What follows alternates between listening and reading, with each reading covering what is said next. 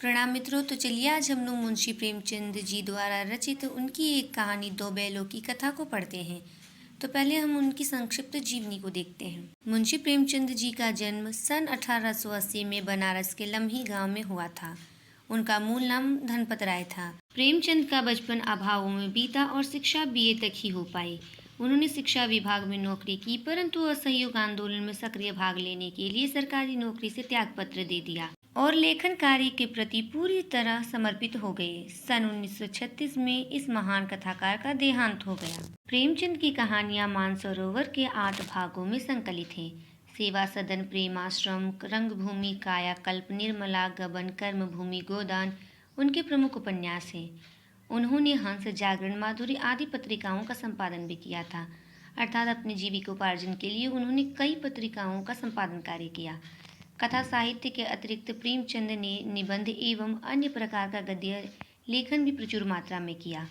प्रेमचंद साहित्य को समाज परिवर्तन का सशक्त माध्यम मानते थे। उन्होंने जिस गांव और शहर के परिवेश को देखा और जिया, उसकी अभिव्यक्ति उनकी कथा साहित्य में मिलती है। किसानों और मजदूरों की दयनीय स्थिति, दलितों का शोषण, समाज में स्त्री की दुर्दशा और स्वाधीनता आंदोलन आदि उनकी रचनाओं के मूल विषय हैं। प्रेमचंद के कथा साहित्य का संसार बहुत व्यापक है। उसमें मनुष्य ही नहीं, पशु पक्षियों को भी अद्भुत आत्मीयता मिली है। बड़ी से बड़ी बात को सरल भाषा में सीधे और संक्षेप में कहना प्रेमचंद के लेखन की प्रमुख विशेषता है। उनकी भाषा सरल, सजीव एवं मुहावरेदार है तथा उन्होंने अरबी, फारसी और अंग्रेजी के प्रचलित शब्दों का प्रयोग कुशलतापूर्वक किया है। तो चलिए अब हम उनकी कहानी दो बैलों की कथा को पढ़ते हैं। जानवरों में गधा सबसे ज्यादा बुद्धिहीन समझा जाता है। हम जब किसी आदमी को परले दर्जे का बेवकूफ़ कहना चाहते हैं तो उसे गधा कहते हैं। गधा सचमुच बेवकूफ़ है या उसके सीधेपन, उसकी निरापद सहिष्णुता ने उसे यह पदवी दे दी है, इसका निश्चय नहीं किया जा सकता। गायें सींग मारती हैं। ब्याई हुई गाय तो अनायास ही सिंहनी का रूप धारण कर लेती है। कुत्ता भी बहुत गरीब जानवर है, लेकिन कभी कभी उसे भी क्रोध आ ही जाता है, किंतु गधे को कभी क्रोध करते नहीं सुना न देखा। जितना चाहो गरीब को मारो, चाहे जैसी खराब सड़ी हुई घास सामने डाल दो, उसके चेहरे पर किसी असंतोष की छाया भी नहीं दिखाई देगी। वह शाख में चाहे एक आध बार कुलेल कर लेता हो, पर हमने तो उसे कभी खुश होते नहीं देखा। उसके चेहरे पर एक विषाद अस्थायी रूप से छाया रहता है। सुख दुख, हानि लाभ किसी भी दशा में उसे बदलते नहीं देखा। ऋषियों मुनियों के जितने गुण हैं वे सभी उसमें पराकाष्ठा को पहुंच गए हैं, पर आदमी उसे बेवकूफ़ कहता है। सद्गुणों का इतना अनादर कहीं नहीं देखा। कदाचित सीधापन संसार के लिए उपयुक्त नहीं है। देखिए ना, भारतवासियों की अफ्रीका में क्या दुर्दशा हो रही है। क्यों अमेरिका में उन्हें घुसने नहीं दिया जाता। बेचारे शराब नहीं पीते, 4 पैसे कुछ समय के लिए बचा कर रखते हैं, जी तोड़कर काम करते हैं, किसी से लड़ाई झगड़ा नहीं करते, 4 बातें सुनकर गम खा जाते हैं, फिर भी बदनाम हैं। कहा जाता है वे जीवन के आदर्श को नीचा करते हैं। अगर वे भी ईंट का जवाब पत्थर से देना सीख जाते तो शायद सभ्य कहलाने लगते। जापान की मिसाल सामने है। एक ही विजय ने उसे संसार की सभ्य जातियों में गण्य बना दिया। लेकिन गधे का एक छोटा भाई और भी है, जो उससे कम ही गधा है, और वह है बैल। जिस अर्थ में हम गधे का प्रयोग करते हैं, कुछ उसी से मिलते जुलते अर्थ में बछिया के ताऊ का भी प्रयोग करते हैं। अर्थात लेखक कहते हैं कि यदि किसी व्यक्ति को हमें मूर्ख या बुद्धिहीन कहना होता है तो हम गधे या तो बैल शब्द का प्रयोग करते हैं। कुछ लोग बैल को शायद बेवकूफ़ों में सर्वश्रेष्ठ कहेंगे, मगर हमारा विचार ऐसा नहीं है। बैल कभी कभी मारता भी है, कभी कभी अड़ियल बैल भी देखने में आता है और भी कई रीतियों से अपना असंतोष प्रकट कर देता है। अतएव उसका स्थान गधे से नीचा है। मुंशी प्रेमचंद जी कहते हैं कि हमारी सादगी को, हमारी सरलता और हमारी सहिष्णुता को देखकर लोग हमें मूर्खता की श्रेणी में रखते हैं और हमें सदैव ही मूर्ख ही समझते हैं। झूरी काछी के दोनों बैलों के नाम थे हीरा और मोती। अर्थात झूरी एक किसान है जिसके 2 बैल है, एक है हीरा और दूसरा है मोती। दोनों पछाई जाति के थे, देखने में सुंदर, काम में चौकस और डील में ऊंचे। बहुत दिनों तक साथ रहते रहते दोनों में भाईचारा हो गया था, यानी कि हीरा और मोती एक साथ ही रहा करते थे झूरी के घर में। और इसीलिए एक साथ रहते रहते उन दोनों में भाईचारे की भावना उत्पन्न हो गई थी। दोनों आमने सामने या आसपास बैठे हुए एक दूसरे से मूक भाषा में विचार विनिमय करते थे। एक दूसरे के मन की बात कैसे समझ जाता था हम नहीं कह सकते। अवश्य ही उसमें कोई ऐसी गुप्त शक्ति थी जिससे जीवों में श्रेष्ठता का दावा करने वाला मनुष्य वंचित है। दोनों एक दूसरे को चाट कर और सूंघ कर अपना प्रेम प्रकट करते। कभी कभी दोनों सींग भी मिला लिया करते थे।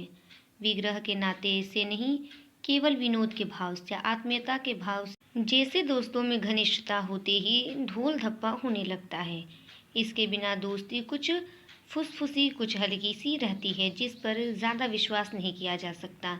जिस वक्त ये दोनों बैल हल या गाड़ी में जोत दिए जाते और गर्दन हिला हिला कर चलते, उस वक्त हर एक की यही चेष्टा होती कि ज़्यादा से ज़्यादा बोझ मेरी गर्दन पर रहे। दिन भर के बाद दोपहर या संध्या में दोनों खुलते तो एक दूसरे को चाट चाट कर अपनी थकान मिटा लिया करते। नाद में खली भूसा पड़ जाने के बाद दोनों साथ उठते, साथ नाद में मुंह डालते और साथ ही बैठते थे। एक मुंह हटा लेता तो दूसरा भी हटा लेता था। संयोग की बात, झूरी ने एक बार गोई को ससुराल भेज दिया। बैलों को क्या मालूम वे क्यों भेजे जा रहे हैं, समझे मालिक ने हमें बेच दिया। अपना यो बेचा जाना उन्हें अच्छा लगा या बुरा कौन जाने, पर झूरी के साले गया को घर तक गोई ले जाने में दांतों पसीना आ गया। पीछे से हाँकता तो दोनों दाएं बाएं भागते, पगहिया पकड़कर आगे से खींचता तो दोनों पीछे को जोर लगाते, मारता तो दोनों सींग नीचे करके हुंकारते। अगर ईश्वर ने उन्हें वाणी दी होती तो झूरी से पूछते, तुम हम गरीबों को क्यों निकाल रहे हो?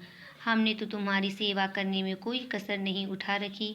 अगर इतनी मेहनत से काम ना चलता था तो और काम ले लेते। हमें तो तुम्हारी चाकरी में मर जाना कबूल था। हमने कभी दाने चारे की शिकायत नहीं की। तुमने जो कुछ खिलाया वह सिर झुकाकर खा लिया। फिर तुमने हमें इस जालिम के हाथ क्यों बेच दिया? संध्या समय दोनों बैल अपने नए स्थान पर पहुंच गए। दिन भर के भूखे थे, लेकिन जब नाद में लगाए गए तो एक ने भी उसमें मुंह न डाला। दिल भारी हो रहा था। जिसे उन्होंने अपना घर समझ रखा था वह आज उनसे छूट गया था। यह नया घर, नया गांव, नए आदमी उन्हें बेगानों से लगते थे। दोनों ने अपनी मुख भाषा में सलाह की, एक दूसरे को कनखियों से देखा और लेट गए। जब गांव में सोता पड़ गया तो दोनों ने जोर मारकर पहगे तोड़ा डाले और घर की तरफ चले।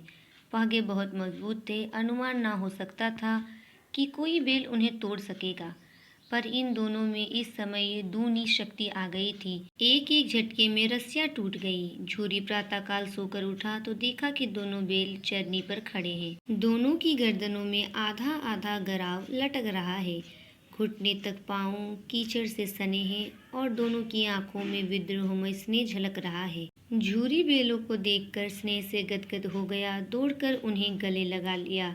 प्रेमालिंगन और चुंबन का वह दृश्य बड़ा ही मनोहर था।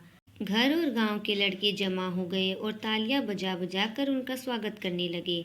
गांव के इतिहास में ये घटना अभूतपूर्व न होने पर भी महत्वपूर्ण थी। बाल सभा ने निश्चय किया, दोनों पशु वीरों को अभिनंदन पत्र देना चाहिए। कोई अपने घर से रोटियां लाया, कोई गुड़, कोई चोकर और कोई भूसी। एक बालक ने कहा, ऐसे बैल किसी के पास ना होंगे। दूसरे ने समर्थन किया, इतनी दूर से दोनों अकेले चले आए। तीसरा बोला, बैल नहीं है, वे उस जन्म के आदमी हैं। इसका प्रतिवाद करने का किसी को साहस ना हुआ। झूरी की स्त्री ने बैलों को द्वार पर देखा तो जल उठी, बोली, कैसे नमक हराम बैल है कि एक दिन वहां काम न किया, भाग खड़े हुए। झूरी अपने बैलों पर यह आक्षेप न सुन सका। नमक हराम क्यों है? चारा दाना ना दिया होगा तो क्या करते? स्त्री ने रोब के साथ कहा, बस तुम ही तो बैलों को खिलाना जानते हो, और तो सभी पानी पिला पिला कर रखते हैं। झूरी ने चिढ़ाया, चारा मिलता तो क्यों भागते? स्त्री चिढ़ी, भागे इसलिए कि वे लोग तुम जैसे बुद्धुओं की तरह बैलों को सहलाते नहीं, खिलाते हैं तो रगड़कर जोतते भी हैं। ये दोनों ठहरे कामचोर भाग निकले। अब देखो कहाँ से खली और चोकर मिलता है।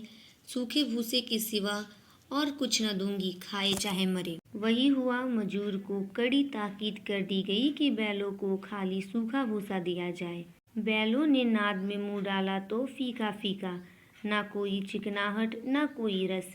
क्या खाए, आशा भरी आंखों से द्वार की ओर ताकने लगे। झूरी ने मजूर से कहा, थोड़ी सी खली क्यों नहीं डाल देते वे? मालकिन मुझे मार ही डालेगी, उनके नौकर ने कहा। तो उन्होंने कहा, चुरा कर डाला। तो नौकर ने उत्तर दिया, ना दादा, पीछे से तुम भी उन्हीं की सी कहोगे। इस कहानी के 5 भाग है, जिसका पहला भाग अभी खत्म होता है। इसका अगला भाग हम दूसरे वीडियो में देखेंगे। तब तक के लिए धन्यवाद।